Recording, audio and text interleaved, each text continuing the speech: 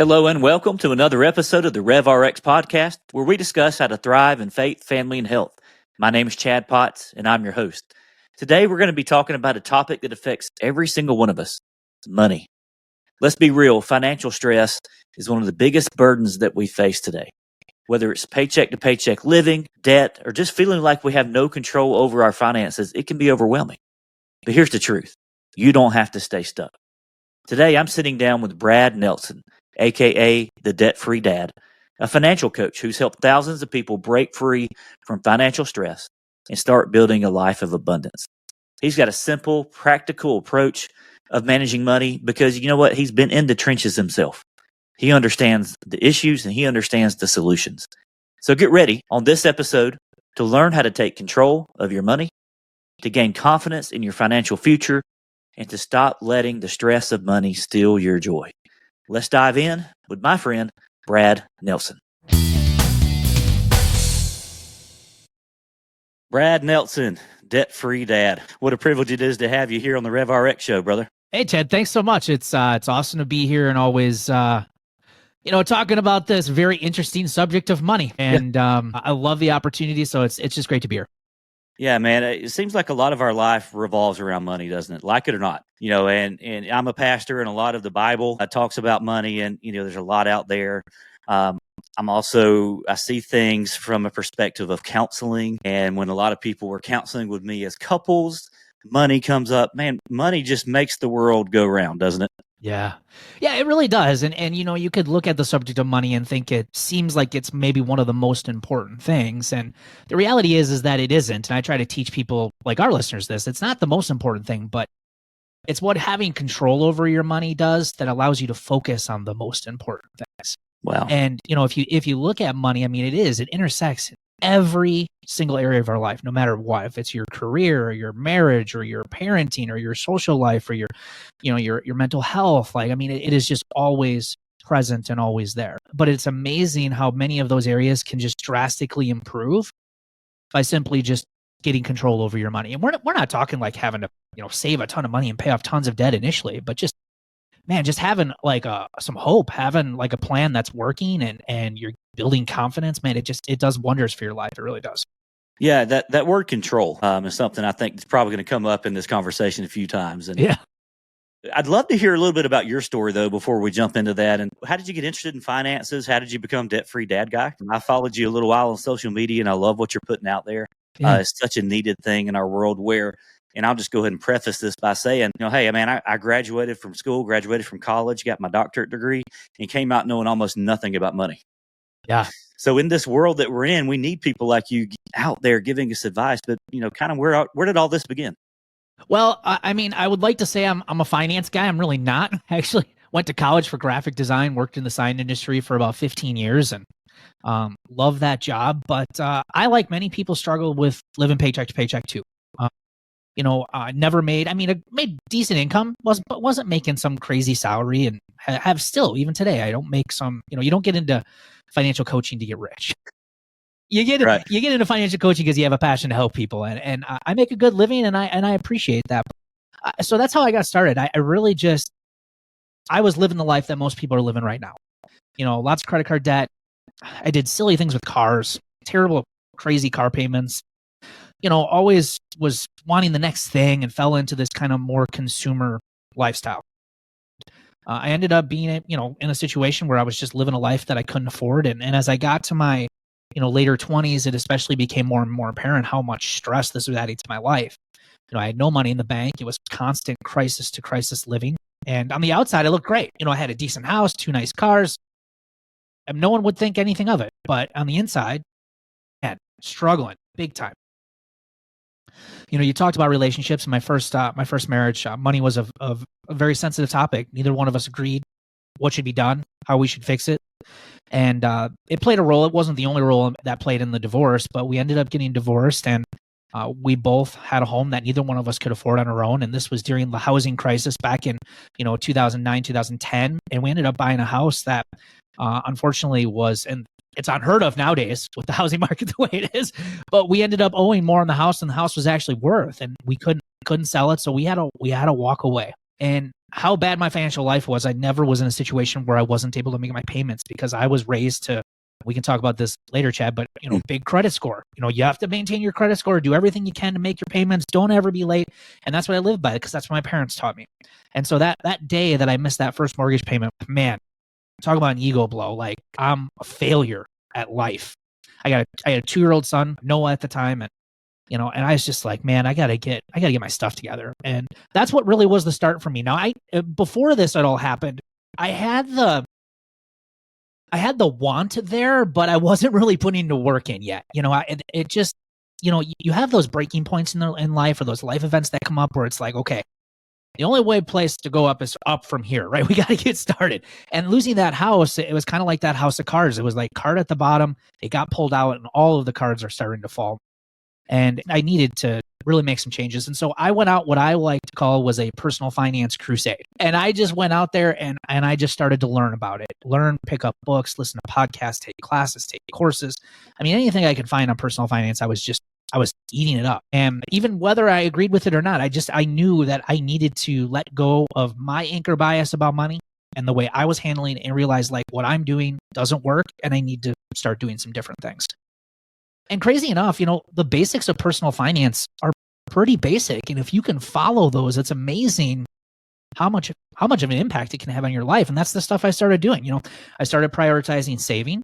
I started, doing a monthly budget. I know that's a bad word for a lot of people, but, I started looking at things like what could I sacrifice, temporary sacrifices to get out of debt? How could I work more hours? So I just started doing basic things, nothing that nobody else couldn't do. And it took me about 4 or 5 years to get out of work. I paid off about $45,000 in debt. And now I've been debt free. It's coming up on nearly 12 years outside my mortgage. And that's kind of how I got started. Because then Chad, crazy enough, people were like, "Can you help me?" And I was like, "What?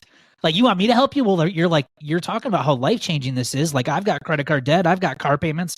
My spouse and I ain't getting along. Like, what did you do? And so that's how I got started. And I've been doing this full time now for almost 10 years, which is crazy to me. That's awesome. And I love the common sense approach you bring to managing your finances. And it doesn't, it's not something that we tend to silo things in our life. And finances is over here. And really, it, like you said, it intersects so much, but it's not something we have to get a college degree in order to understand and really apply to our situation. No. And you've lived it. Who better to help you than someone who has lived a life, they've done it all wrong, and then learned the right way, learned a different way, and then really come out the other side. Yeah. So appreciate that. Appreciate that story, because I think that really adds to your credibility in that you've been there, done that. And a lot of people that I know, and this has been the case, it's almost across the board. We hear this phrase, paycheck to paycheck, right? People were living paycheck to paycheck. How would you define that? What is it that you see on a daily basis, on a weekly basis, monthly basis, whatever, that would constitute living paycheck to paycheck? And then, do you have some sort of estimate about how many people that you have dealt with or that you think that are probably living that way? Because most people, okay, and I'm not, obviously not super wealthy, right? You don't get into some of the things I'm in either to get rich. That's right. And I don't have super wealthy friends. Right. And, so a lot of people that I'm hanging out with, I feel like we're all in the same boat together. And so that's why I wanted to have a conversation with you, this common sense approach, the nitty gritty, like what do people struggle with? But what is it that's paycheck to paycheck about finances that we can't seem to get outside of? Well, if you want the simplest terms of what paycheck to paycheck living is this: if your next paycheck doesn't hit your bank account, or let's say the next 2 paychecks, you're going to get paid twice a month. Those don't hit your bank account. Things get scary very, very quickly for you. That's paycheck to paycheck living in a nutshell. That's pretty much it. And as far as how many people, statistics are all over. But generally over 60% is the general rule of thumb. We've seen even over 70% in some studies and surveys that over 70%. Now, crazy enough, even people making over, 6 figures, $100,000 or more a year, they're saying that anywhere between 20 to 30% of them are now living paycheck to paycheck. So that's essentially what it is. It's being 1 or 2 paychecks away from, we got a problem. And that's ideally what we're trying to get people out of. This past year, they released information that said upwards of 70 over 70, like 73% of the United States population says that money stress is their number one source of stress. And nearly 50% of them admit that it is the number one cause of their mental health decline. So it plays just, again, it's not just about the money. And that's what I think we try to really drive home with people that listen to our podcast or people that we try to help. It's like, yeah, money is the surface issue, but let's drill deeper and figure out, like, how is this affecting the rest of your life? Crazy statistic too is, like, at work, if you are struggling with some of these types of financial stresses and things and worry, they say on average, an average worker loses one whole day of work per week worrying about their finances. Wow. So what we find is, like, we talked about how it's intersecting. Like, when people start getting on a plan, it's amazing. They start getting raises at work. They start getting promotions. Some of them have even gone on to start their own businesses and do their own thing because they've taken control of their mind. It's incredible the effect that it has. And so you have to think about it that way. Like, paycheck to paycheck living, why do I want to end it? And you have to, like, really drill deeper, not just think about, yeah, I would like to have more money in the bank or like to have less debt, but, like, what is that going to mean for the rest of your life? Right. Yeah. And that's the thing. You know, in your situation, you see all kinds of things, I'm sure. And I kind of want to preface this too by saying, you know, there is no shame when we're talking about some of these financial problems. I think a lot of times we don't like to talk about it. We don't share financial information with other people. You know, you'd mentioned you looked fine on the outside because no one else would have known. That's right. We don't talk about it. We're not like, man, I'm so broke. You know, if we do, we're kind of kidding. But there's no shame in this. But really what we're trying to do is bring awareness to the fact that, man, you can really thrive in life instead of just survive by really taking control of this aspect of your life. Yeah. And I would say that too. I mean, to encourage people out there. I've been doing this again almost 10 years, and I don't hear very many unique stories. And I want you to, like, have hope in that, because you're not the only one out there. You're not on this island by yourself. Right. We have all, including myself, made a lot of the same dumb choices when it comes to money. Right. We all have. But because, like you said, Chad, we don't talk about it. It's not something that they say that, you know, money is like people will be more than willing to share their deepest, darkest secrets of anything else except how much credit card debt or how much money they have in their checking account. Like, we avoid it like the plague. And so sometimes you can get yourself on this island like you are the only one struggling. And the reality is like, so many of us are doing a lot of the same types of things. We're stuck by a lot of the same types of things. And I think that's one of the reasons why we've been as successful as we've been with helping people, is because all of us are generally having the same types of experiences. Like, you know, there are some unique aspects to different stories and things like that. But the overall reason behind it is generally the same. Yeah. Well, let's talk about some of that because, again, I want to get very practical. So someone's listening to this podcast and they find themselves kind of strapped, living paycheck to paycheck. Again, it's one of those situations where, hey, if your paycheck doesn't come through this month, you know, and I've been in situations to where that has been, you know, you don't have control over a lot of things. Whoever becomes your boss, you know, in the snap of a finger, things can change for you. You know, we're seeing a lot of things in the space I'm in, a lot of big changes, a lot of sweeping changes, and it's stuff that I never thought I'd be dealing with. And so, hey, you never know. If something happened and this month's check didn't get deposited into your account, you might be having trouble. What are some of the most common problems? Because in my experience, and correct me if I'm wrong, it's not a lot of these huge purchases, right? It's not. I mean, I would say it's really about more or less what I feel like a lot of people, they just don't really have a good plan that they're following. A lot of us really lack good financial discipline. And I did too. And that's something that you have to learn how to do. Even today, like, I'm debt free. Like, I still have to choose every day to handle my money better. You don't ever arrive at a point where you never have to pay attention to it. You never have to worry about it, because we're emotional people.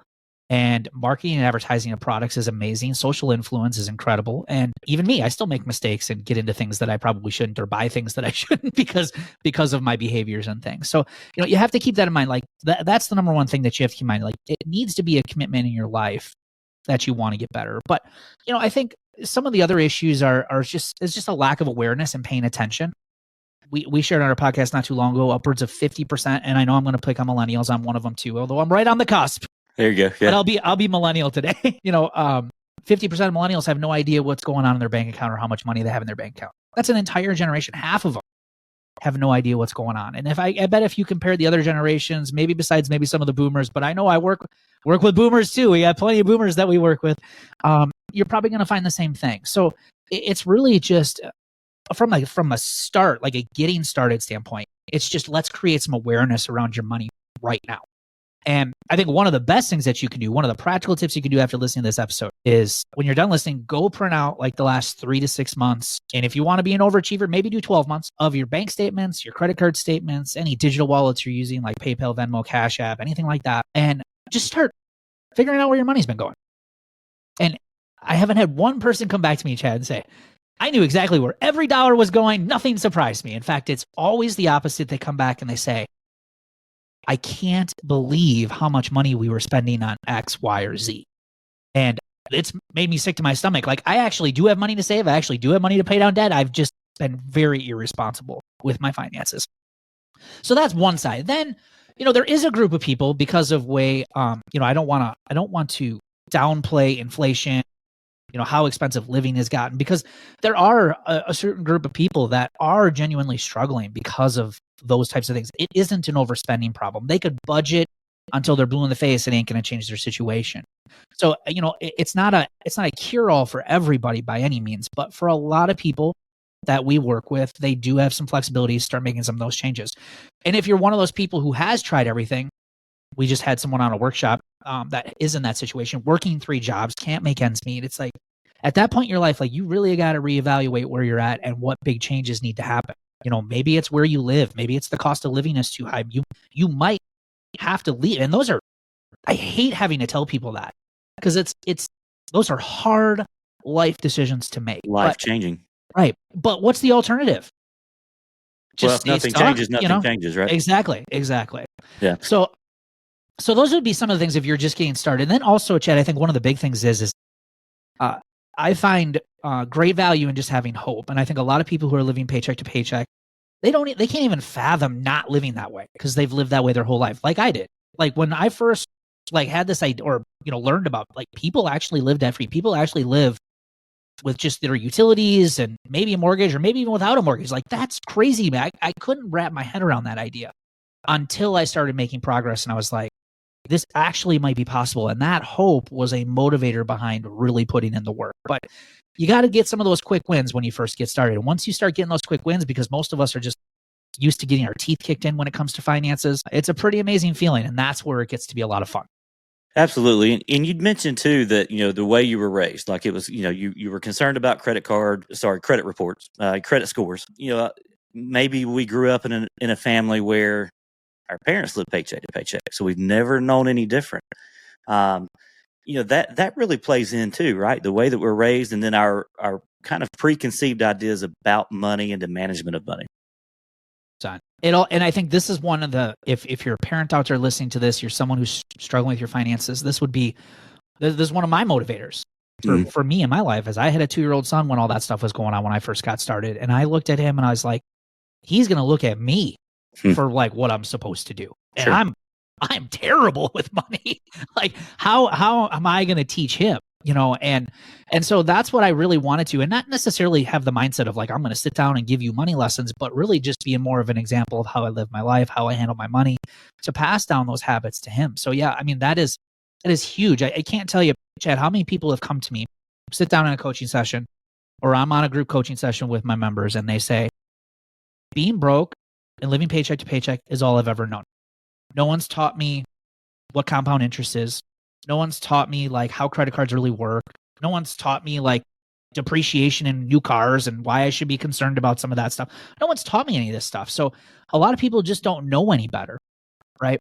So I think a big part of it is just having that hope and understanding, like, there is a possibility of doing things differently, and it's available out there to you if you're willing to learn about it and if you're willing to work hard at it. Yeah. And I'll be transparent a little bit too. I mentioned to you just a second ago, went through school, you graduate, they reward you with a salary and all of these things and benefits. And you're like, okay, great. Now I get to live life, living the American dream, and had no idea how to manage money. Matter of fact, and I'll just be honest with you. I don't know if I've said this on a podcast yet, but my idea of money was that I have worked so hard to obtain the position that I had and to earn the money that I was earning, that I didn't want to have to worry about the money that I spent. To me, it almost seemed like a reward for everything that I'd gone through to not have to look at my account and make sure that I had the money there, make sure that was a wise move for me. It's almost like out of sight, out of mind was a benefit that I had received from graduating and all of that. Fast forward, that doesn't get you very far. Right. Maybe that's the mindset of the rich and famous. I don't know. But what I found is that if you have no idea where your money's going, you're going to be in trouble because you're going to be bleeding. And sometimes it's just like human body, right? Sometimes the bleeding isn't exactly noticeable until, we have a problem. Absolutely right. And I think a lot of people fall for this misunderstanding that more income is the answer. It's not. And again, I have financial coaches, colleagues, people that I talk to and keep in touch with who have clients that make over 7 figures, crazy amounts of money more than I will ever see in my life. Right. And they're like, Brad, you wouldn't believe it. They're just as broke as say someone making 60 grand a year. Now they may have nicer stuff. They got nicer cars, nicer houses. They look great. They have a nicer wrapper, right? But I think you look at them on the inside, it's the same result as say someone who's making less. I have a friend, an individual who recently retired, and he said the same thing. He's like, I spent most of my life making over 6 figures. I was very successful. Similar situation you just said, Chad, where I didn't have to really necessarily worry about how much money I had in my bank account. But he's like, you know what? I wish I would have paid attention because now that I'm retired, I have very little retirement, and now I'm living on Social Security, and it is life changing. Yeah. Like he's like, it is just a shock. And he's like, if I could go back and redo this and learn what I was supposed to do with that money, he's like, I take it up, in a heartbeat, just go do that.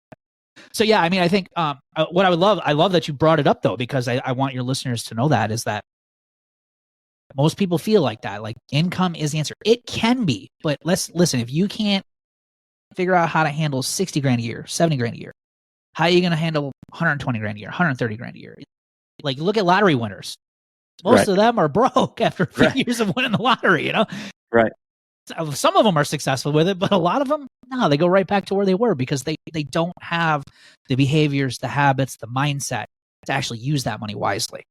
Yeah, and how many professional athletes or former professional athletes have we heard, same story? So yeah, a lot of times more income kind of just highlights our bad behaviors, doesn't it? It does. Yeah, they're just bigger numbers. They're just bigger numbers. I worked with a couple several years ago, and it's crazy. Her name's Shannon. She's given me permission to use their names and everything. And she works in finance. She works for like a petroleum company out on the East Coast and has a really good job, very good paying job. And she does multi-million-dollar budgets for a living. Like this is what she does for this company. And so when she came to me, she's like, Brad, I've done finance for years. Like, is there anything I'm going to learn from you? And I said, well, maybe not from a number standpoint, because you're probably going to get that. But what I could help you with, though, is like the behavior side, the financial mindset side, giving you guys a good plan of what do you want your lives to look like, and then giving you steps to reach that. And so she gave it a shot. And within 2.5 years of starting with us, her and her husband paid off nearly $400,000 in debt and became debt free. Wow. And she's like, I never would have believed in a million years that number one, I'd be debt free, or number two, I'd pay off that much money in 2.5 years, even with the income that we have. And she said the same thing. She's like, we just had bigger numbers. And she tells people that she's like, don't like look at the numbers and be like, I would never be able to do that. We have bigger numbers because we just had more money to spend and we went into further debt. Right. And, so thinking about income, budgeting is as simple as money in, money out. But there's a confounding factor, and it's credit cards. Yeah. I'd love to talk about that a little bit because I've changed my opinion on credit cards in recent times. Used to, credit cards are enticing. You would see the latest advertisements, and now they're giving you double the points and this, that, and another. You're like, oh, okay, well, I'll just pay things with this, and then I'll pay it off. And then you're like, well, I can't quite pay it off this month, and then before you know it, you're $30,000-$40,000 in credit card debt. Tell us about, from the Brad Nelson perspective, tell us about credit score, credit cards, and what role that plays, if any, in our finances. Well, I think when it comes to, you look at the financial industry in general, I think debt is the number one product. It's been sold the best out of anything in the world. Yeah. Wow. And credit cards, I think, is number one. You look at the credit card history. I think it started like in the 50s and started ramping up in the 60s and the 70s. And since then, it's just been building and building and building. And at the end of the day, like when you start talking about points and rewards and these benefits, all they're doing is gamifying the whole situation to get you to play the game. And they're betting on you, not paying off your credit card and building interest and all the other stuff on you. And it's just the words that they use in their advertising. Just start paying attention to how they're talking to you about it. A lot of advertising makes you feel bad for what you have or what you don't have. A lot of advertising says, live life now, right?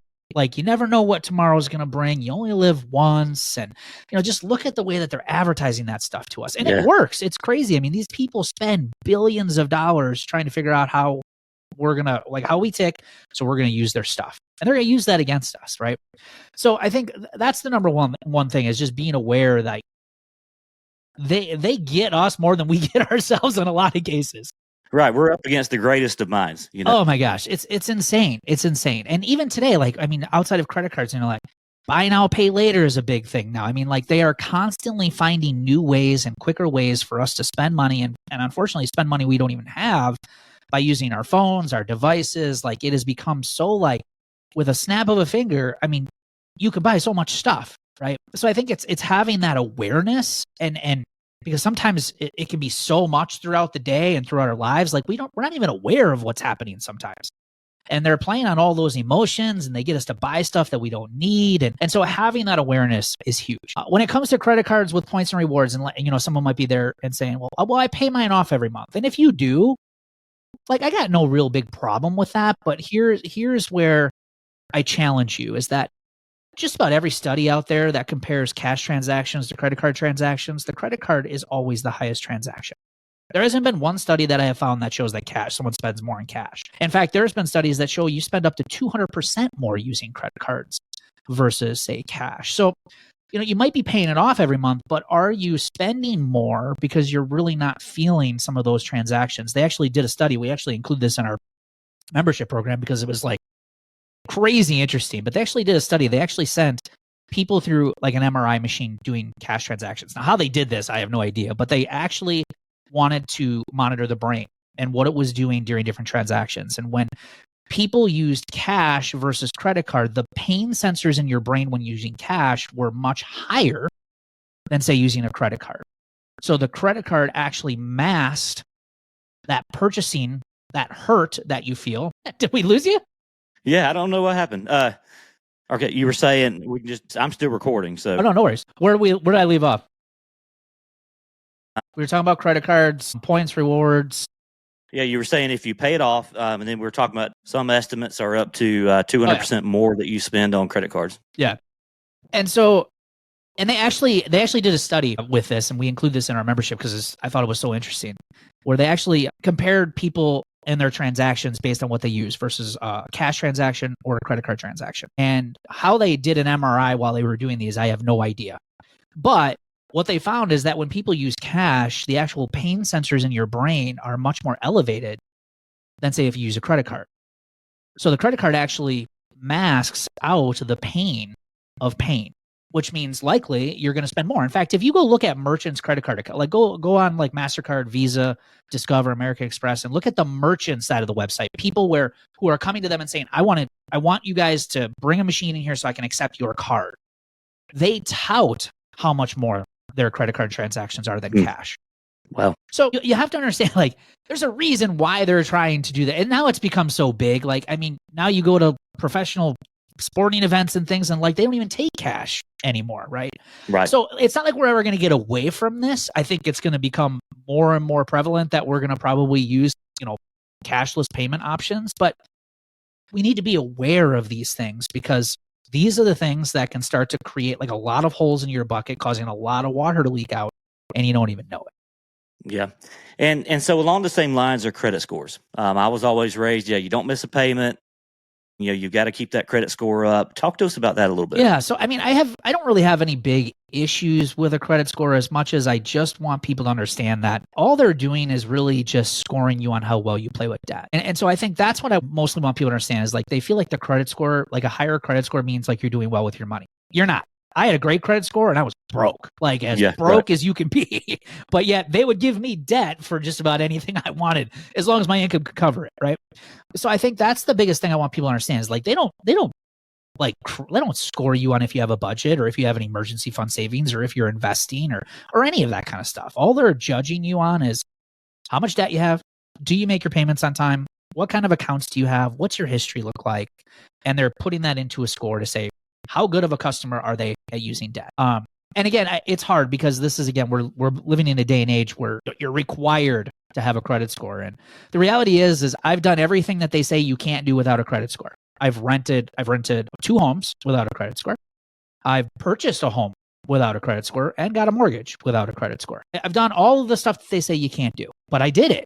So if you can do it, then again, so you have to understand the whole system is so good at just getting more and more people to believe all of this stuff. And again, there is some truth to some of it, but you have to understand where that credit score is going to fit on your overall pulse on how well you're doing financially. And for me, it's very low on the totem, very low. Yeah, I agree. And it's one of those things too where when we think about credit score, really what that tells us is how much more debt can I be in? Right. Exactly. And something that's a different mindset than maybe how I started off on this journey as an adult, if you want to call it that. So, why do you think it is? And this is just, kind of off the cuff here, but why do you think it is that we aren't taught some of those basic financial, and maybe basics we're taught, but that's about it in school? Why is it that so many people, let me rephrase that a little bit too. Why is it that so many people finish their schooling, quote unquote, and aren't well prepared to handle their own finances? Man, I wish I had the answer to that because I probably wouldn't be. I don't know. I mean, it's becoming. Why we need you, right? Yeah, I mean, I know it's becoming much more prevalent. I mean, I guess it's becoming more popular to start offering these things. We've talked about this several times in our podcast, and I think the challenge is what do we determine financial health? What does financial health mean? And I think that's the hard part, because to you and to me, it could mean two completely different things. But I think they're finding that there is a desperate need for it. And I feel like what we need to be careful is in introducing these to the schools is a lot of the schools aren't going to be able to probably afford to bring on curriculum and things like that. And guess who is developing it? The financial industry, like credit cards.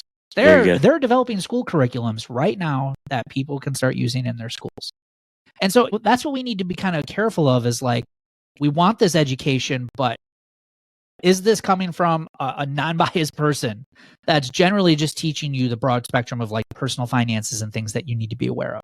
But I mean, there's no reason why, even still, that they can't include classes of things like, the importance of budgeting and how a budget works.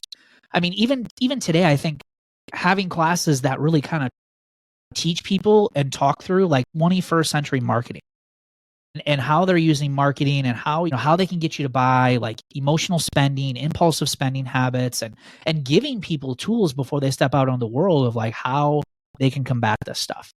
Yeah. There's so much involved with it.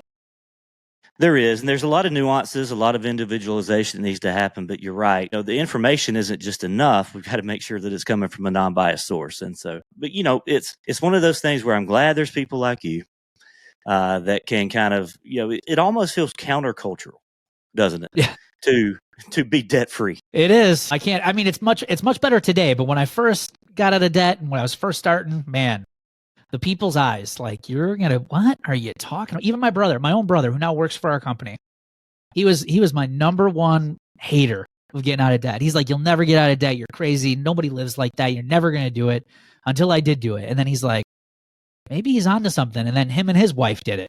And now he works for us. It's there so you funny. go. And I love that. And I love that. But yeah, you're right. I mean, it's kind of a weird thing, but it's fun. I think it's even more fun when we get to give other people hope that even if you can't wrap your head around the idea of a life without payments or debt free, forget about that. Just instead say what if we just paid off our credit cards? What if we just built an emergency fund savings so we didn't have to always rely on debt? What are some little things that you could do that could make a huge difference in the overall quality of your life? Yeah. And, bringing hope is, I think, the center of all this, because it's really easy to think you're isolated. It's really easy to think I'm the only one dealing with this. We talked about that earlier. And realizing you're not alone. There is hope. and there is a way forward. That's a big message that you preach, and one that I wanted to bring to my listeners as well. So, Brad, how can my listeners learn more about you and begin to work with you through your finances? Can you tell us about your podcast and all that? Yeah, absolutely. So we have the Debt Free Dad podcast. We've got over 300 episodes now on that show. We've been doing it now going on our 6th year, I think. 5th or 6th year, I can't even remember. We release 2 new episodes a week, though. So we release one on Tuesdays, we release one on Thursdays. And again, lots of great information. The cool part about our podcast, we have 5 hosts on our show. And the reason why we have 5, a lot of people would be like, wow, that's a lot. Well, we have people from all different walks of life. We've got Katie, who is single, who started out her journey making only $13 an hour. In the last 6 years, she has paid off nearly $200,000 in debt. And she is almost on the home stretch of being debt-free herself. So, from a single perspective, because people might listen to this be like, well, you can only get out of debt if you're married or you have dual incomes, things like that. Not true. And then we got someone like Amber. Amber's from Canada. They deal with a lot of the same types of situations. It's a little bit different because obviously it's a different country. I've got Chris, who's already went on his journey, became a self-made millionaire, retired as a teacher who taught personal finance to students, and then now has opened up his own ice cream shop. So he talks about it from the perspective of like, I'm older and like, this is what you could have to look forward to if you get on the journey. And then, like I said, I got my brother who was the number one hater of all of it, didn't believe it. And now here he is, helping and teaching people how to do it. So that's the cool thing. You're going to get perspectives from a lot of different people. We got a lot of different great guests on the show as well. And then as far as free tools and resources, we've got a newsletter that comes out every Sunday called Simplify My Money. You can sign up for that on our website at debtfreedad.com. Also got 2 free workshops there. We have a budgeting workshop. So if you struggle with budgeting, it's free. Like you can just go through it. We're going to give you our budgeting worksheet. We're going to teach you how to set up your first budget. And then the second one is for those people who are like, I really want to go on this journey, but I don't know what the first steps are you need to take. We call that Life Without Payments. And that'll kind of show you a 4-step process of things that you can get started on right now to just get started. Like, what can I do today and over the next 60 days to start improving my finances? And that workshop will walk you through that step by step. Awesome. Yeah, your website's super helpful. All kind of neat tools, and depending on your level of involvement with that, all kinds of neat things. So you guys check him out. Check out the podcast. I love the different perspectives. You're right. It's one thing when you just got a talking head in front of a screen and you've got one perspective, but you really put a lot of purpose and intention into bringing lots of different voices. And so I appreciate that about you. I'll put your social links too in the notes. But Brad, man, just appreciate you. Appreciate the voice of hope that you bring to those that are dealing with financial insecurity. And man, what a privilege this has been to just talk about how to thrive, how to really push forward, how to realize that you're not alone, and how to live your best life. So, Brad, thank you, my friend. Yeah, thanks, Chad. Appreciate it. It's been great. Thank you for listening to the RevRx podcast. We hope you enjoyed what you heard today, and if so, we'd love it if you would hit that subscribe button so that you'll never miss a new episode from us. Also, feel free to leave us reviews and comments, as we'd love to hear from you. Be blessed and be the very best you.